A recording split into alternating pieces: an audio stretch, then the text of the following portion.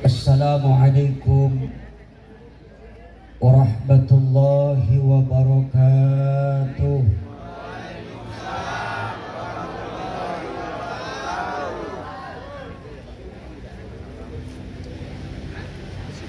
Alhamdulillah alladzi arsala rasulahu bil huda wa dinil haq liyudhhirahu 'ala ad-din kullih wa kafa billahi shahida.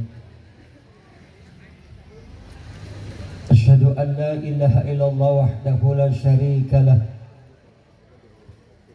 wa asyhadu anna wa nabiyyana Muhammadan abduhu wa rasuluh la nabiyya ba'dah. Allahumma fassalli wa sallim wa barik ala sayyidina Muhammadin wa ala alihi wa sahbihi ajma'in, amma ba'du. Rabbi syrah li sadri wa yassir li amri wahlul 'uqdatam min lisani yafqahu qawli. Yaqulu Allah Ta'ala fil Qur'anil Karim, a'udzu billahi minasy syaithanir rajim. Bismillahirrahmanirrahim.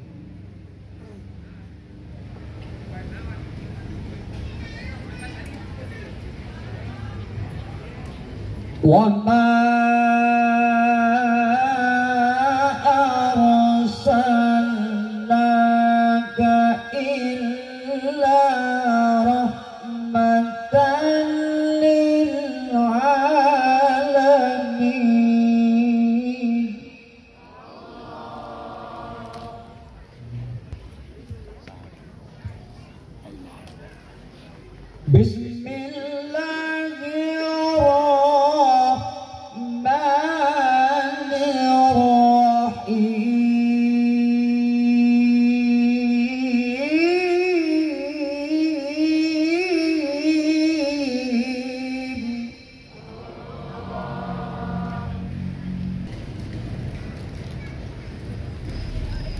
Ma kana Muhammadun aba ahadin min rijalikum walakin Rasulullah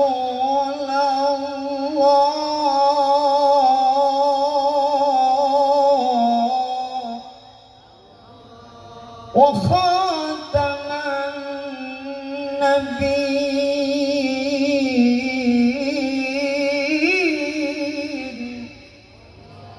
wa kana Allahu bikulli syai'in alima.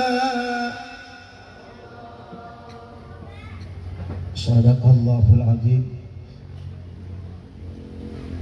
Al-mukarramun, segenap para alimil ulama, terkhusus yang mulia guru-guru kita yang hadir pada kesempatan malam hari ini. Mohon maaf tidak saya sebutkan, namun insya Allah tidak mengurangi rasa takdim dan hormat saya.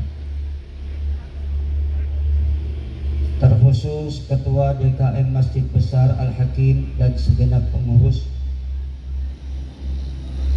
juga yang terhormat Ketua Panitia dan segenap jajaran panitia, yang terhormat segenap pejabat pemerintah setempat, wabil khusus Ibu Lurah atau yang mewakili, Bapak Camat yang mewakili, dan segenap para tamu undangan kehormatan, para tokoh agama, tokoh masyarakat, tokoh pemuda, tokoh adat, tokoh baju, tokoh celana, dan tokoh-tokoh yang lain.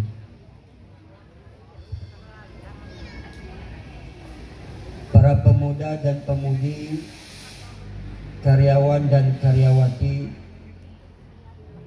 santriawan dan santriawati, semoga semua kita yang hadir malam ini dirahmati oleh Allah Subhanahu wa Ta'ala.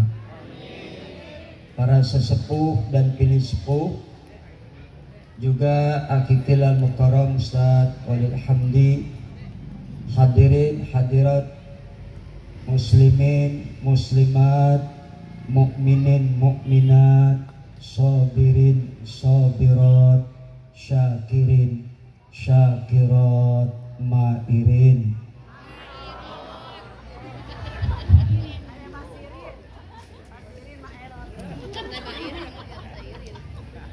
Alhamdulillah, kita bersyukur kepada Allah atas ridhonya dan atas izinnya serta karunia nikmat yang Allah berikan kepada kita, baik itu nikmat sehat wal afiat, nikmat hidayah dan taufik, terutama nikmat yang paling besar yakni nikmat iman dan Islam. Sehingga dengan semua keterpaduan nikmat-nikmat tersebut, malam ini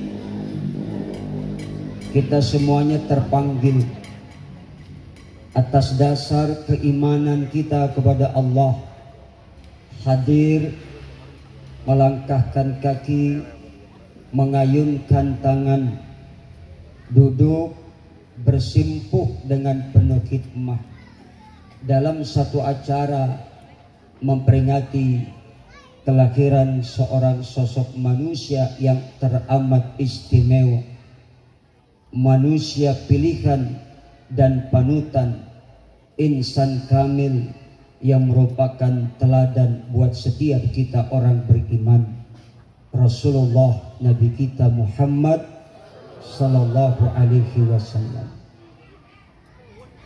Semoga niat baik dan hadirnya kita malam ini Allah Subhanahu wa Ta'ala membalasnya dengan pahala yang berlipat-lipat ganda. Amin ya rabbal.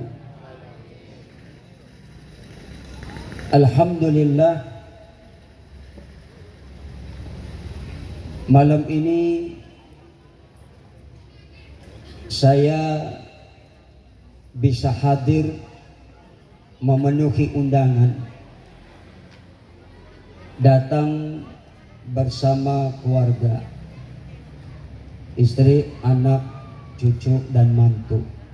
Semoga istri, anak, cucu, mantu saya dijadikan orang-orang yang soleh dan solehah. Tentunya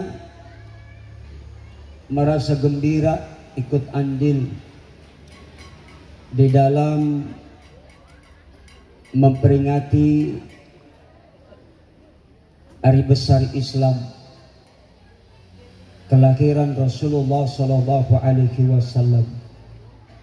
Semoga insya Allah kita semua dijadikan umat Nabi yang istiqomah, dijadikan umat Nabi yang cinta kepada Rasulullah Sallallahu Alaihi Wasallam, dan semoga kita semuanya insya Allah di yaumil qiyamah mendapatkan syafaatnya. Amin ya rabbal. Para bapak dan ibu jamaah sekalian, sebelum lebih jauh melangkah dalam pembicaraan, saya mohon maaf, beribu maaf. Bukan maksud menggurui yang lebih alim, lebih pintar, tetapi saya ingin sedikit berbagi ilmu. Semoga ilmu yang sedikit ini ada manfaatnya. Dan yang kedua, mohon maaf apabila dalam menyampaikan butir-butir hikmah kurang maksimal karena kondisi agak ngedrop sejak tadi malam, sejak kemarin di Jambi. Dari Jambi tiba tadi malam di kediaman saya jam 12. Alhamdulillah bisa juga pulang sehingga bisa menghadiri acara malam ini. Setelah kemarin di infus agak lumayan kondisi membaik dan bisa hadir malam ini. Semoga insya Allah dengan doa Bapak Ibu sekalian saya diberikan kesehatan, diberikan kekuatan lahir dan batin di dalam berdakwah, dan insya Allah semoga selalu istiqomah.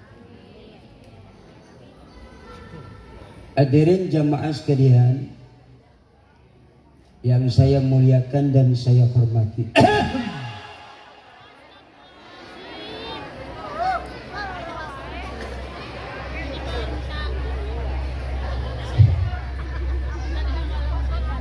Ibu kaget, Bu.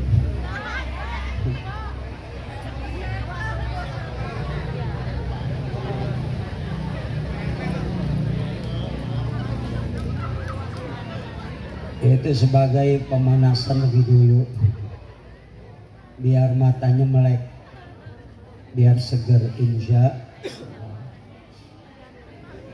Para bapak dan jamaah sekalian, dalam sebuah hadis sahih yang diriwayatkan oleh Imam Tirmidzi, Rasulullah bersabda, "Man lam yashkurin nas lam yashkurillah." Siapa orang yang tidak berterima kasih kepada manusia, maka berarti dia tidak bersyukur kepada Allah Subhanahu wa ta'ala. Syekh Alim Mahmud dalam kitabnya Al-Fatawa, beliau menjelaskan bahwa syukur itu istimalun ni'am bima khuliqat lahu. Syukur itu artinya mempergunakan nikmat untuk apa nikmat itu diberikan oleh Allah Subhanahu wa ta'ala. Tentunya nikmat yang Allah berikan kepada kita harus kita pergunakan dengan sebaik-baiknya, insya. Dan syukur itu bisa dikatakan sempurna apabila meliputi pertama,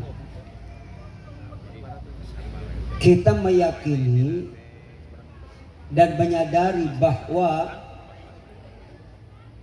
nikmat yang kita rasakan ini adalah merupakan anugerah dan pemberian Allah Subhanahu wa ta'ala. Allah kasih nikmat kita sehat bukan karena minum suplemen. Allah kasih kita nikmat sehat bukan karena minum obat. Tetapi sehat itu adalah datang dan merupakan pemberian Gusti Allah Subhanahu wa ta'ala. Yang kedua, kita memanfaatkan nikmat tersebut di jalan yang diridhoi oleh Allah Subhanahu wa ta'ala.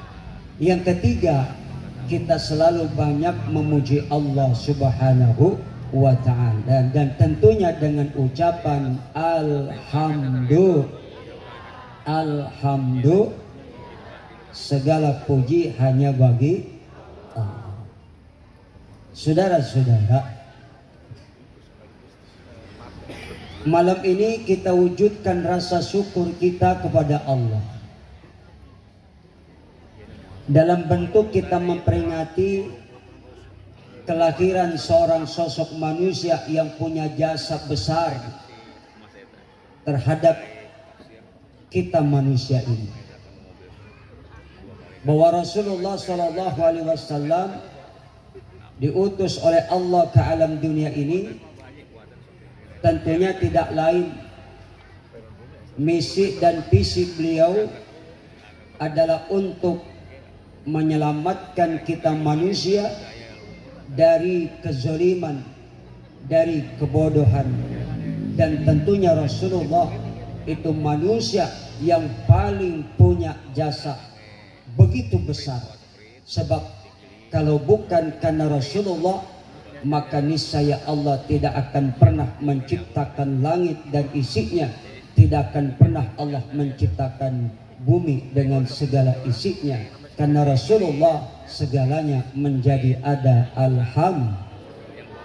Maka kita bersyukur dan berterima kasih kepada Nabi kita Muhammad Sallallahu Alaihi Wasallam, di mana kelahiran Rasulullah Sallallahu Alaihi Wasallam ke alam dunia ini membawa satu perubahan besar terhadap peradaban manusia. Lalu apa perubahan yang pertama kali dibawa oleh Nabi? Pertama, perubahan dalam bidang akidah, bahwa manusia pada umumnya, bangsa Arab pada khususnya, sebelum Rasulullah diutus menjadi nabi dan rasul, mereka adalah orang-orang yang menyembah patung dan berhala yang mereka anggap memiliki kekuatan dan kehebatan. Dan lucunya, patung berhala yang mereka buat sendiri disembah sendiri oleh mereka. Rasulullah Shallallahu Alaihi Wasallam datang mengubah kepercayaan dan keyakinan tersebut, menyadarkan manusia kala itu bahwa patung dan berhala yang mereka sembah itu adalah merupakan benda mati yang tidak bisa memberi manfaat dan tidak bisa mendatangkan bahaya yang bisa membinasakan mereka. Rasulullah Sallallahu Alaihi Wasallam berdakwah bahwa hanya Allah Tuhan satu-satunya yang wajib disembah oleh seluruh makhluk yang ada. Karena itulah yang harus kita tanamkan dalam diri kita ini adalah kalimatut tauhid, kalimatut tahlil, halala yuhallilu tahlilan, yang bunyi kalimat itu adalah la ilaha illallah. La di sini adalah la nafiyah lil jinsi, yang menafikan segala jenis. La yang model begini punya amal namanya inna, tansibul isma wa tarfa'ul khobar, menasabkan isim. Kalau ada mubtada pasti ada khobar. Mana khobarnya? Mahdhuf. Sehingga asal katanya la ilaha ma'budun bihaqqin illallah. Tidak ada Tuhan ma'budun yang disembah secara hak dan secara benar illallah. Illa di sini adatul istisna, kecuali Allah. Kenapa dibaca roba? Karena sebagai badal daripada mahdhuf tadi. Maka inilah yang dibawa oleh Rasulullah Sallallahu Alaihi Wasallam, diutus oleh Allah untuk mentauhidkan manusia bahwa satu-satunya Tuhan yang wajib kita sembah hanyalah Allah Subhanahu wa Ta'ala. Jadi kalau kita sudah tanamkan la ilaha illallah, maka tentu kita harus yakin bahwa ada sifat-sifat ketuhanan yang harus kita ketahui. Pertama, sifat ketuhanan itu adalah Al-Khaliq, bahwa Allah itu adalah yang maha mencipta. Yang kedua, sifat ketuhanan itu bahwa Allah itu sebagai Al-Malik yang maha memiliki. Yang ketiga, Allah itu sebagai Mudabbir yang maha mengatur, yang maha mencipta, yang maha memiliki, yang maha mengatur, tidak lain itu adalah Gusti Allah. Pak, Bu, udah jelas belum? Udah jelas belum? Udah paham belum? Nah, belum? Ya, lanjut. Yang pertama, Allah maha mencipta. Alhamdulillah, Allah ciptakan langit tanpa tiang. Allah ciptakan bumi dengan hamparan yang indah. Dan Allah ciptakan kita makhluk bernama manusia.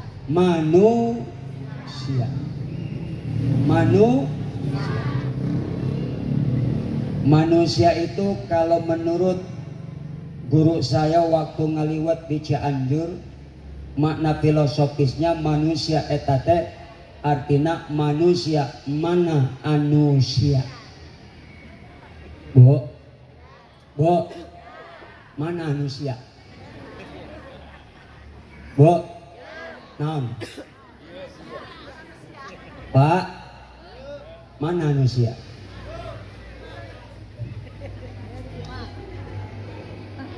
Bahasa Betawinya mana punya lo? Mana punya lo? Kita manusia ini nggak punya apa-apa, betul? Betul? Hakikatnya semua yang kita punya milik Allah. Maka itulah yang harus tertanam la ilaha, bahwa segala apapun yang kita miliki itu milik Allah. Kalau kita punya istri, istri milik Allah. Ibu punya suami, suami milik Allah. Allah karuniakan kita anak, anak kita milik Allah. Allah kasih kita harta, harta itu milik Allah. Allah kasih kita rumah, rumah itu milik Allah. Allah kasih kita mobil mewah, itu pun milik Allah. Segala fasilitas apapun yang kita miliki itu adalah milik Allah. Kalau satu saat apapun yang kita miliki ini diambil oleh Allah, bagaimana sikap kita? Tidak usah kita merasa kehilangan. Kenapa? Allah sudah katakan inna lillahi wa inna ilaihi. Kita semua ini datang dari Allah dan semua akan kembali kepada Gusti Allah. Ini kalimat tarjih. Maka kalau sudah tertanam la ilaha illallah, kita tidak akan pernah merasa sedih, tidak akan pernah merasa berduka apabila kehilangan sesuatu yang kita cinta, baik itu harta, baik itu istri, baik itu suami, baik itu anak, baik itu pangkat dan jabatan, yang artinya dunia ini adalah semua titipan Allah Subhanahu. Apa dunia itu? Harta, tahta, wanita. Harta, tahta, wanita. Dunia ini milik Allah dengan segala isinya. Satu saat pun dunia ini akan hancur dan binasa dengan sehancur-hancurnya apabila nanti kiamat besar sudah datang. Betul? Dan kita pun nanti pasti akan mengalami kiamat diri kita sendiri. Apa kiamat yang akan datang kepada kita? Kematian kita. Itu kiamat kita. Kalau kiamat kubro, kiamat besar itu nanti datang mungkin masih beberapa puluh tahun yang akan datang, tetapi tanda-tanda kiamat sudah nampak. Bahkan ini sudah akhir zaman. Dan Rasul sudah memberikan gambaran tanda-tanda kiamat sudah banyak nampak. Merajalelanya minum-minuman keras. Betul tidak? Merajalelanya minum-minuman keras, dan sudah banyak umat Islam ini yang terpedaya dengan minuman keras. Minum sampanye, bolonya, martini, vodka, AO, Mansion, topi miring, brandy, whisky. Belum lagi narkoba, putau, sabu-sabu, petidin, amfetamin, simidin, sididin ditenggakin. Naudzubillah min. Asta. Dan berapa banyak umat Islam ini yang jadi korban miras. Nggak muda, nggak tua. Bahkan kadang-kadang ketika mengalami kondisi yang sangat putus asa, orang bisa saja gara-gara stres minum minuman keras. Padahal dampaknya luar biasa. Akibat mabok minum minuman keras, kesenggol sedikit, marah, emosi. Gara-gara mabok orang bisa merkosa. Gara-gara mabok orang bisa bunuh. Betul? Betul. Naudzubillah min. Dulu ada, waktu saya masih SD, di berita televisi dan media, seorang nenek-nenek mati diperkosa anak muda. Nenek-nenek mati diperkosa anak muda. Apa sebabnya? Karena anak muda itu mabok. Anak muda itu mabok.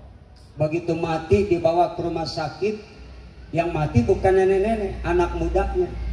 Setelah diotopsi ternyata anak muda ini mati keracunan susu kadaluarsa nenek-nenek. Gara-gara mabok. Bukan hanya mabok minuman keras di zaman sekarang ini, akibat cinta dunia. Karena sekarang ini manusia sudah banyak yang dijangkiti penyakit syirik cinta. Akibat syirik cinta, segala kesenangan duniawi dijadikan prioritas utama dalam kehidupannya. Orang kaya suka mengeksploitasi orang miskin, tujuannya untuk mendapatkan kesenangan hidup. Orang yang kuat mendominasi orang yang lemah, gunanya untuk meraih jabatan. Halal haram tidak lagi diperdulikan orang. Yang benar dianggap salah, yang salah dianggap benar. Pelayanan masyarakat penuh sogok menyogok. Betul? Betul. Naudzubillah min. Ini akibat manusia ini dijangkiti penyakit syirik cinta. Dan inilah penyakit akhir zaman yang kata Nabi, al-wahan. Apa itu wahan? Hubbud dunia. Terlalu mencintai dunia. Yang kedua, kalau sudah terlalu cinta sama dunia, penyakit yang kedua, takut mati. Coba orang kalau udah kebangetan kaya, takut sama mati. Betul? Dipikirin hartanya. Gimana nanti kalau aku mati, harta banyak. Dipikirin bininya, karena bininya 4, gimana ya ntar bini gua cakep-cakep, montok-montok kalau gua mati. Ini akibat syirik cinta. Dan inilah penyakit akhir zaman kata Nabi. Al-wahan itu terlalu mencintai dunia. Yang kedua, takut sama mati. Padahal dunia ini kenikmatannya tidak seberapa. Yang kekal itu kan akhirat. Dunia itu asal kata dana yadnu dunuwun. Bisa berarti daniun. Dana yadnu dunuwun. Artinya rendah. Artinya begitu cepat. Singkat. Makanya hidup di alam dunia ini begitu singkat. Walaupun ada orang yang berumur panjang, tetap aja dianggap singkat. Nabi Allah Nuh alaihissalam itu umurnya 1000 tahun kurang 50, 950 tahun. Malaikat ketika bertanya, ya atwalal anbiya'i umran, kaifa wajadtal hayat, wahai Nabi Allah Nuh, orang yang paling panjang umurnya, bagaimana kau merasakan hidup dengan umur yang panjang? Wajadtul hayat kadarin laha babani, aku merasakan hidup dengan umur yang panjang bagaikan satu rumah, bagaikan satu tempat yang memiliki dua pintu.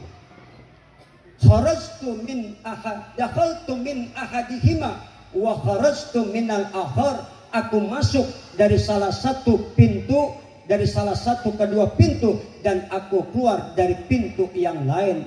Nabi Nuh yang umurnya 950 tahun, ketika ditanya malaikat, bagaimana engkau merasakan hidup dengan umur panjang? Kata Nabi Nuh, bagaikan satu rumah yang memiliki dua pintu. Berapa Pak? Dua pin. Kita punya rumah, masuk dari pintu depan, kita keluar umpama rumah ada pintu belakang, dari pintu depan keluar ke pintu belakang, berapa lama? Berapa lama? Enggak lama. Masuk dari pintu depan keluar pintu belakang itu enggak lama. Itulah gambaran hidup di alam dunia, kata Nabi Nuh, begitu singkat. Maka jangan pernah kita terlalu mencintai dunia. Karena hidup di alam dunia ini dibatasi oleh umur. Betul? Nggak lama. Karena dunia begitu singkat, jangan kita sia-siakan hidup yang cuma sekali ini. Pergunakan waktu sebaik-baiknya. Dan Allah menciptakan kita manusia karena Allah yang Maha Pencipta. Manusia dicipta oleh Allah tidak lain. Wa ma khalaqtul jinna wal insa illa liya'budun. Kendor amat ini nyautnya. Kurang kompak, kurang semangat. Saya ulangi, Bapak Ibu jawab yang kompak. Setuju Bu? Tolong jawab yang kencang ya Bu. Ya Bu. Bu, jawab yang kencang. Ibu mau yang kendor apa yang kencang? Tadi kenapa kendor amat? Sekarang bapak-bapak saya tanya, Bapak, Pak, masih pada kencang? Bapak masih pada kencang? Alhamdulillah, senang saya dengarnya kalau aki-aki masih kencang. Jawab lagi yang kompak. Kalau ada ibu nggak jawab, saya doain suaminya nyandung deui. Siap jawab? Wa ma khalaqtul jinna wal insa illa liya'budun. Rada kapaksa. Sian suami nyandung ini. Artinya bahwa tidak aku ciptakan bangsa jin dan manusia melainkan untuk menyembah Gusti, illa liya'budun, ay bimakna illa liya'rifun, untuk mengenal Allah. Jadi Allah yang menciptakan kita manusia dengan tujuan yang pasti, untuk beribadah. Bukan hidup di alam dunia ini untuk senang-senang. Bukan di dunia ini kita hidup hanya sekedar hardolin, dahar modal, dahar modal. Tapi untuk ibadah kepada Allah. Makanya kalau sudah tertanam la ilaha illallah, Allah yang Maha Mencipta, dicipta kita manusia, bahkan luar biasa, dikasih kita kesempurnaan dibandingkan makhluk-makhluk Allah yang lain. Apa kata Allah? Laqad khalaqnal insana fi ahsani taqwim. Kata Allah, sungguh kami ciptakan manusia dalam bentuk dan rupa yang sebaik-baiknya. Alhamdulillah. Maka kita bersyukur kepada Allah.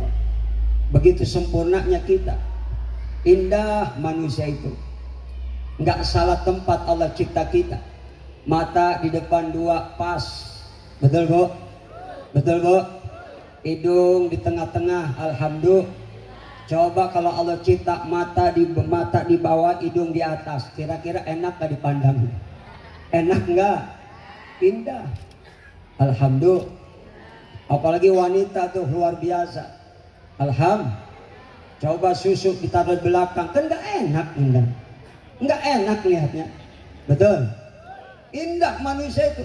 Tapi bukan sekedar Allah ciptakan manusia dengan tubuh yang indah, dengan wajah yang cantik dan tampan, tapi Allah kasih manusia akal. Kalau cuma cantik doang, tubuh indah dan seksi, kalau cuma ganteng doang tapi nggak punya akal, stres. Betul, betul. Nah untuk bilamin, alhamdulillah. Maka kita bersyukur.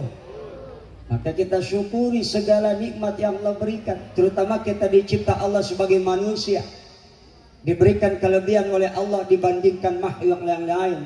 Makanya kalau ada syukur pasti ada nikmat. Kenapa kita bersyukur? Karena Allah kasih nikmat. Hidup ini nikmat yang besar. Betul Pak? Jadi nikmat itu kata Imam Ghazali, setiap kebaikan, kelezatan, kebahagiaan dan segala keinginan yang terpenuhi itu dinamakan nikmat. Jadi apa nikmat itu Pak? Assalamualaikum. Oh masih hidup. Pak, apa nikmat itu Pak? Segala kebaikan, kelezatan, kebahagiaan dan keinginan yang dapat terpenuhi itu namanya apa nikmat itu Bu?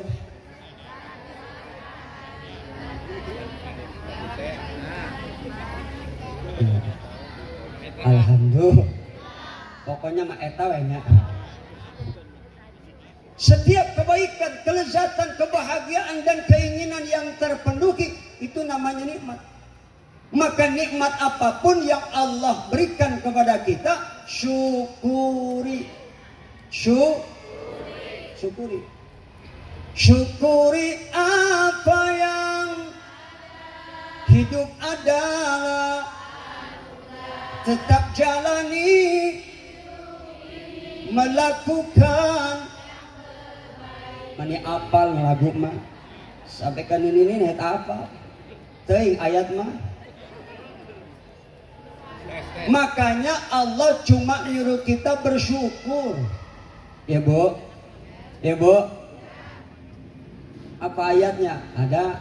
Wallahu akhrajakum min butuni ummahatikum la ta'lamuna syai'a wa ja'ala lakumus sam'a wal absara wal af'ida la'allakum tashkurun. Tuh, ya, bener tuh. Kamu nyanyi mah apal ayat mah. La'alakum tatakun. Emang lu kira ayat cuman puasa doang? La'alakum. Tadi siapa yang la'alakum tatakun? Tatakun. La'alakum. Kenapa tadi tatakun? Nyanyi mah apal ayat mah. Apa kata Allah? Wallahu akhrajakum min butuni ummahatikum. Allah yang mengeluarkan kamu dari perut ibumu. Ketika kita lahir kata Allah la ta'lamuna syai'a. Lahir nggak ngerti apa-apa, bodoh kita ini. Kemudian berangsur-angsur Allah kasih kita telinga bisa dengar, Allah kasih mata bisa lihat, hati mampu menimbang rasa. 3 perangkat ini yang menjadikan kita ini diangkat derajat oleh Allah dengan pendengaran, dengan penglihatan, dan dengan hati yang mampu menimbang rasa. Allah angkat derajat kita. Alhamdulillah. Lahir nggak ngerti apa-apa, bodoh. Apa semua itu Allah berikan tujuannya? La'alakum. Awas tatakun dulu. La'alakum. La'ala ay bimakna litarojih. Sebuah harapan. Litaraji, sebuah harapan. Mudah-mudahan kita ini semua dijadikan oleh Allah hamba-hamba yang pandai bersyukur. Sebab apa? Dengan bersyukur nikmat, Allah berjanji nikmat itu ditambah. Tapi kalau kita mengkufuri nikmat, maka nikmat itu berubah menjadi musibah, berubah menjadi adab. Maka kita diperintah Allah bersyukur. Bagaimana kita menyikapi nikmat yang Allah berikan? Dua. Pertama, kita harus banyak bertasbih. Subhanallah walhamdulillah wala ilaha illallah wallahu akbar. Yang kedua, menyikapi nikmat, kita diperintah untuk banyak istighfar. Supaya dengan bertasbih dan istighfar tersebut, istri yang Allah titipkan kepada kita, kalau memang itu istri cantik, maka tidak akan menjadi musibah. Anak-anak yang dititipkan kepada kita, anak-anak itu tidak menjadi musibah. Harta yang Allah titipkan kita jadi orang kaya, harta itu tidak akan jadi musibah. Pangkat jabatan yang dititipkan kepada kita, pangkat itu dia akan jadi musibah. Dengan dua hal tadi, bertasbih kepada Allah, beristighfar kepada Gusti. Ini kebanyakan kita lupa sama Allah. Bertasbih nggak mau, istighfar pun ogah. Padahal kita manusia selalu saja banyak berbuat kesalahan dan kemaksiatan. Betul. Naudzubillah min. Astaghfirullah rabbal. Astaghfirullah. Astaghfirullah rabbal. Astaghfirullah. Keutamaan istighfar yang selalu kita ucapkan, kata Nabi, man lazimal istighfar yaj'al lahu min kulli dikin mahraja. Ini kehebatan istighfar. Siapa orang yang selalu melazimkan istighfar, janji Allah pasti lewat sabda Nabi, akan diberikan kita jalan keluar dari segala macam kesulitan.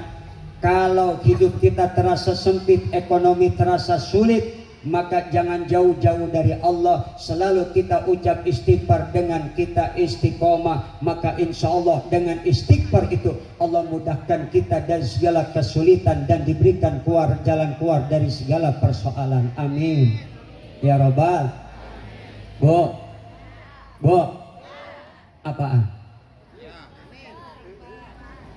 Nih ibu sebenarnya dengerin sama aku apa liatin baju aku sih? Apa jangan-jangan terpesona memandang wajah aku? Besti wajah aku masih tampan nggak? Makasih. Istighfar. Malam ini kita peringati seorang sosok manusia mulia dan teristimewa, yang dosanya dapat jaminan ampun, surganya pun dijamin. Tapi Rasulullah tidak pernah jadi orang sombong. Manusia mulia yang surganya dijamin, dosanya diampunin, tapi nggak kurang-kurang istighfarnya. Kadang 70, kadang sehari itu 100. Itu sudah diampunin dosanya, dijamin surganya, istighfar nggak kurang-kurang. Beliau menjadi hamba yang paling hebat syukurnya. Padahal Rasulullah manusia yang sudah dapat jaminan dari Allah surga dan ampunan. Sujudnya hebat. Sujudnya hebat, sholat tahajudnya hebat. Kenapa? Gara-gara sholat tahajud itu kaki dengkulnya bengkak. Kenapa? Rasulullah kalau sholat itu 1 rakaat 1 juz. Bu 11 rakaat dengan witir. 1 rakaat 1 juz, 2 rakaat 2 juz. Hampir setiap malam Rasulullah bertahajud. Selama hidupnya bertahajud sampai dengkul kaki bengkak karena saking kelamaan berdiri. Kenapa lama berdiri? 1 rakaat 1 juz. Beda sama kita. Kita mau sholat kadang-kadang pengen buru-buru wae. Betul enggak? Kadang-kadang sholat kita mah emang udah punya surat langganan. Apa surat langganan kita? 4 kulkul. kalau enggak kulhu kuliah, kalau enggak kul a'udzu birabbil falaq, kalau enggak kul a'udzu birabbin nas. Betul enggak, Bu? Betul enggak, Bu? Itu surat langganan kita. Rasulullah coba sujudnya hebat, tahajudnya hebat, syukurnya hebat. Tetapi kita dapat jaminan ampun? Belum. Dapat jaminan surga? Jauh. Kalaupun nanti semua kita masuk surga, bukan karena sholat kita, bukan karena ibadah haji umroh ibadah kita, tapi karena rahmat Allah melalui syafaat Rasul. Surga mah kenikmatannya luar biasa. Itu ibadah kita nggak seberapa dibandingkan surga. Betul nggak? Betul nggak? Jadi kata Nabi, kullu ummati yadkhulunal jannah, semua umatku pasti bakal masuk. Bukan karena sholat kita, bukan karena ibadah kita. Ibadah kita masih jauh dari kebenaran. Sholat aja masih banyak yang belum benar. Sholat aja masih banyak yang belum khusyuk. Apalagi model sholat kita. Kadang-kadang takbir mah takbir, hati kemana-mana. Benar tak? Allahu Akbar, utang menumpuk. Gusti, ya Allah, liar aing. Betul? Betul? Model kita tuh. Allahu Akbar, eta janda meni montok. Astag. Allahu Akbar, anak belum bayaran sekolah. Astag. Ya memang kalau soal kekhusyuan itu memang sulit. Karena perkara hati. Hati kita mah penuh noda, penuh maksiat. Yang kedua, kadang-kadang apa yang kita baca kita kagak ngerti. Betul nggak? Betul nggak? Nah, Rasulullah SAW dijamin oleh Allah sudah dapat ampunan, dijamin surganya, tapi tidak pernah sombong. Sujudnya sampai bikin, sholat tahajudnya sampai bikin kaki dengkulnya bengkak. Ini kadang-kadang baru jadi RT sombong, baru jadi RW sombong, baru jadi lurah sombong, baru jadi camat sombong, baru jadi bupati sombong, baru jadi wali kota sombong, baru jadi presiden sombong. Kadang-kadang rapat sampai ninggalin naudzubillah min. Astag. Model kita kan begitu, gara-gara ngayap masuk mall, sholat lupa. Astag. Naudzubillah min. Ini Rasulullah tidak pernah sombong, padahal pangkatnya lebih tinggi dari 124.000 nabi, paling unggul dari 313 rasul. Apa sih yang tidak ada dalam diri Rasulullah? Semuanya ada. Karena itulah beliau jadi contoh buat kita. Allah utus untuk menjadi contoh. Kenapa? Rasulullah manusia, tapi bukan sembarangan manusia. Kalau manusia nyontoh manusia, pasti bisa. Rasulullah manusia, jadi contoh buat kita. Walaupun beliau manusia, Muhammadun basyarun la kal bashar. Nabi memang manusia, tapi tidak kebanyakan seperti manusia. Kenapa disuruh nyontoh Nabi? Nabi manusia, nggak bisa kalau nyontoh malaikat. Nggak makan, nggak tidur, nggak kenal duit, nggak bisa malaikat jadi contoh. Maka Nabi yang jadi contoh. Nggak bisa jadi contoh, Superman jadi contoh, nggak bisa. Kenapa? Ya Superman pakai celana dalamnya di luar. Kalau nyontoh Superman, gila semua kita. Betul-betul. Betul-betul. Saudara-saudara, inilah pertama perubahan yang dibawa Rasulullah dalam bidang akidah. Maka tanamkan la ilaha, tidak ada Tuhan yang kita sembah kecuali. Maka Allah memiliki sifat ketuhanan. Yang pertama, Allah itu adalah Al-Khaliq, yang maha mencipta. Semua kita ini adalah ciptaan Allah. Manusia diperintah untuk ibadah. Kalau ada manusia yang tidak mau ibadah, itu berarti orang yang Iblis itu kan diperintah Allah sujud nyembah kepada Nabi Iblis diperintah Allah sujud nyembah menghormati Nabi tapi Iblis tidak mau karena kesombongannya. Allah keluarkan dari surga. Tapi kalau ada manusia yang dicipta Allah, diperintah untuk sujud kepada Allah, kemudian manusia nggak mau sujud kepada Allah, itu orang yang lebih celaka daripada iblis. Bu, iblis itu sifatnya Maka sifat sombong ini ditularkan kepada beberapa golongan manusia. Kenapa iblis merasa sombong sehingga nggak mau sujud hormat sama Nabi Adam? Karena materi. Kata iblis, khalaqtani min nar wa khalaqtahu min tin. Aku dari api, iblis. Aku dari api, sedangkan Adam dari tanah. Memang betul. Iblis dicipta dari api, Nabi Adam dari tanah. Maka iblis nggak mau sujud hormat karena merasa sombong. Karena materi tadi, penciptaan dirinya lebih baik daripada Nabi Adam. Memang Nabi Adam dicipta dari saripati tanah. Konon bahwa Nabi Adam dicipta dari tanah. Tanahnya dari berbagai penjuru dunia. Tanah itu ada yang warnanya merah, ada yang coklat, ada yang putih, ada yang kuning. Maka tidak heran kulit manusia di dunia ini pun berbeda-beda. Tanah itu ada yang tinggi, ada yang rendah. Maka tidak heran manusia ada yang punya sifat tinggi, ada yang punya sifat merendah. Tanah itu ada yang keras, ada yang lembut. Maka tidak heran manusia pun ada yang sifatnya keras, ada yang lembut. Manusia dicipta dari tanah. Kalau dicipta yang suka marah-marah tuh manusia, berarti dicipta dari tanah sengketa. Kalau ada ibu-ibu yang suka kerjaannya belanja, itu pasti dicipta dari tanah abang. Belanja, wah.